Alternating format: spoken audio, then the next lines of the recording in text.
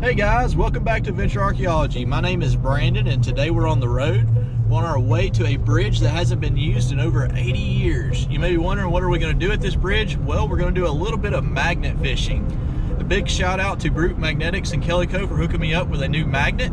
It's been well over a year since I've been out and done any magnet fishing, so I'm excited to see what we can find. This bridge is a prime spot to find some really cool stuff, hopefully older stuff, because y'all know me, I like the older stuff. So let's go see what we can find.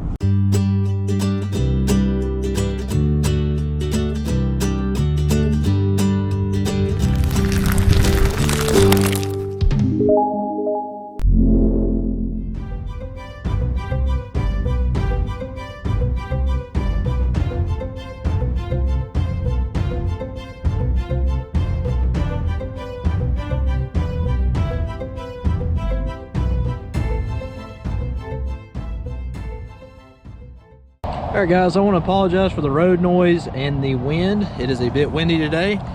We have had about 24 inches of rain and we can't help but have a storm roll in every day, it seems like, so not much I can do about the wind. So check this out. This is what Brute Magnetics and Kelly Cove sent me. This is known as a Brute box. I want to show y'all what's inside. This is a pretty neat setup. One of the things that I've always had issues with magnets in the past is a way to carry them that was safe. Because you know as well as I do, anything that has over a 500-pound pull or really over a 100-pound pull can be quite dangerous. It can smush your fingers, so you got to be pretty careful. So check this out. This is what you're looking at. That is a 1,200-pound magnet. That thing would probably pick a boat up off the bottom. The water that we're in today isn't super deep. We're going after small stuff, kind of like guns, just anything like that. I've actually found a pocket watch by eyeing this creek before, so it's a good place to look. This is an amazing setup, super nice. I highly recommend it. There'll be a link below in my description if you're interested in one. Let's go ahead and get up here and get to hunting though. All right, so here's a view from the top of the bridge. You may say that is not deep enough to magnet fish, and you can see the bottom. You are right, it's not typically deep enough to magnet fish, but these magnets are so strong they can pull stuff from beneath the gravel that you are not able to see by eye. So I'm going to work from one side to the other, see what we can find. Hopefully there'll be something cool waiting on us down there. If you're new to magnet fishing and you're considering it, one thing that you need to have is a good set of cut resistant gloves, because believe it or not, you can get a serious rope burn, especially when you're dropping a magnet from this height. All right, you can see I got the magnet off to the side. I've had a couple of nails, a couple of old tin cans, nothing magnificent yet. About to move my way over there to the faster moving water where it's a bit deeper. The shallow side has not produced anything. So some people like going straight up and down, just in a plunging motion, kind of like I'm doing here, or you can drag it across the bottom.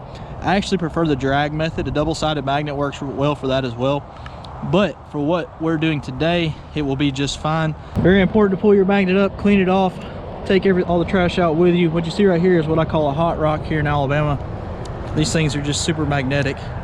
The nails and stuff will all come out with me. We don't want to throw those back in there. Perchance somebody decides to go swimming in there or whatever. We do not want them standing on their rusty nails. So I've kind of ran out of room on this side. I'm going to go ahead and flip to the other side, and then I'm going to walk to the bottom and actually throw it directly beneath the bridge as well. So I threw the magnet right out there. We're directly beneath the bridge now, and I've got my first significant find, it looks like. Well, I say significant. It's as significant as you can be when you're magnet fishing. But this looks pretty neat. I can't tell how old it is yet. Rinse it off where y'all can see it. It looks old though. Look at that. Ha, that's pretty neat. It says Chevrolet, and that is a lot older piece to a car.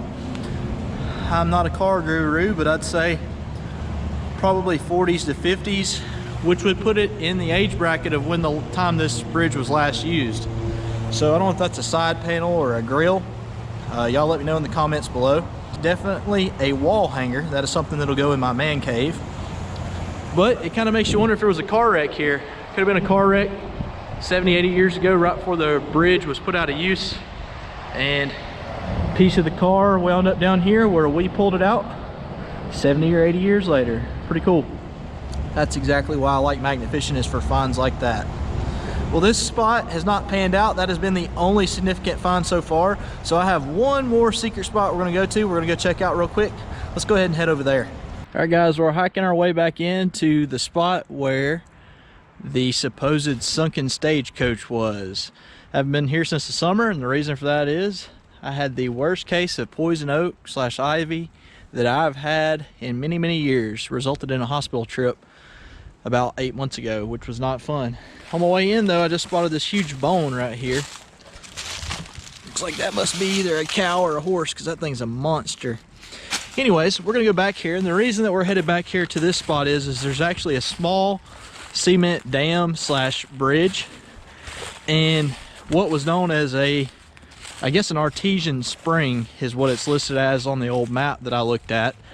And the apparent stagecoaches would run this road right through here, go right to where that spring was, and get water for their horses. Well, the story or the legend has it that a stagecoach came back here, got into the swampy area, got stuck to the point to where they had to leave it behind. Well, last summer I tried to come and locate it.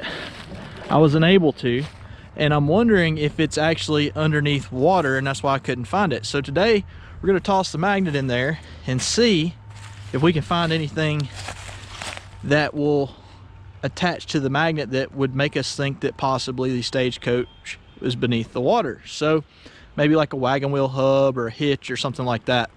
Or what would be really cool is a treasure chest full of gold, but you know, I think that's high hopes. So let's go see what we can find. A skull or something. Kind of looks like it could have been a possum, maybe? Probably a possum. Who knows?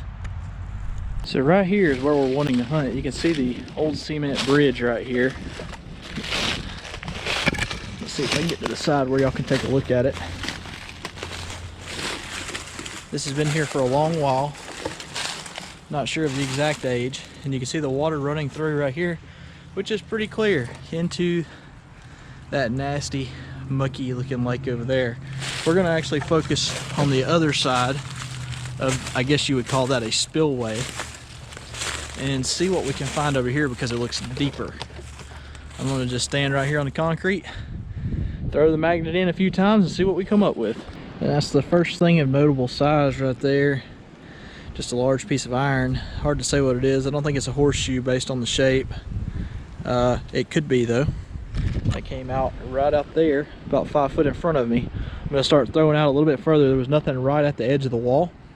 We're gonna go out and start dragging the magnet back towards us and see if we can pull anything in from a little further out. I keep getting kind of a bite right out there, but every time I start to pull it comes loose. It must be smaller than what I think it is. This water's a lot clearer than I thought. It gets murky pretty quick though. I could put the underwater drone in here, I guess, and take a look around like that. That may not be a bad idea. What do y'all think? Leave me a comment below if you think I should bring the underwater drone back. Sometimes you win some, sometimes you lose some. After about an hour of throwing in there, I didn't find anything. I was going to show y'all this. I know I showed this to you in the video last year. This is how I know I'm close to that well. Pieces of these old pieces of pottery and crocks and stuff are out here. I know I'm close, and I know that that stagecoach, if it's true, I've been really, really close to it. But not today, not today. I need to bring quite a few people out here with metal detectors and see if we can scour these woods. They're pretty thick, they're pretty dense, and very swampy though, so there's a lot of snakes. So I guess if we're gonna do it, we better do it now before springtime hits. In either case, guys, I know that we didn't find a ton today. I like my old piece of car that I found though, and I think it's gonna be neat if I can tie that back to a wreck that was on that bridge. You know, just a piece of history there. If you enjoyed the video, drop a thumbs up. If you're not subscribed, please consider it, and we'll see you guys in the next video.